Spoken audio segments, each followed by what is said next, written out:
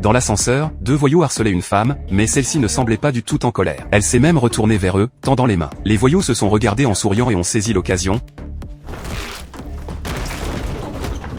Mais en quelques mouvements, ils étaient déjà à terre. Cette femme féroce était une tueuse de haut niveau, mais elle avait accepté une mission suicide, assassiner un autre tueur d'élite. Pendant ce temps, le protagoniste était dans une cabine téléphonique en train de passer un appel. La femme a retiré ses talons hauts et s'est approchée furtivement. Elle a ouvert la porte, prête à l'assassiner, mais il a réussi à la bloquer. Dans cet espace exigu, avec un seul couteau entre eux, la vie et la mort ne tenaient qu'à un fil. Le héros a tenu bon face à la femme, la repoussant violemment. La petite fille au bout du fil a entendu les bruits de lutte et lui a demandé ce qui se passait. Il a attrapé le cordon du téléphone, l'a enroulé autour du cou de la femme, tout en rassurant la fillette. Puis il a saisi la main armée de la femme, et d'un seul coup, elle s'est effondrée. L'homme est entré dans un supermarché, a pris un plat préparé et l'a mis à chauffer au micro-ondes. Et oui, il avait faim après ce combat. C'est alors qu'une autre vague de tueurs est arrivée. Certains étaient armés, mais notre héros, avec un simple tournevis, a démonté un pistolet et ôté une vie en un clin d'œil. Il a ensuite brisé une bouteille, ramassé le fond et utilisé le reste pour distraire un ennemi avant de l'achever par derrière. Rapide et efficace. Il n'en restait plus qu'un, fonçant sur lui avec un poignard, mais il a été rapidement maîtrisé. À ce moment-là, le micro-ondes a sonné, le repas était prêt. L'homme a dégluti, décidant qu'il était temps de manger. Il venait de saisir ses baguettes lorsque quelqu'un a tenté de l'attaquer par derrière.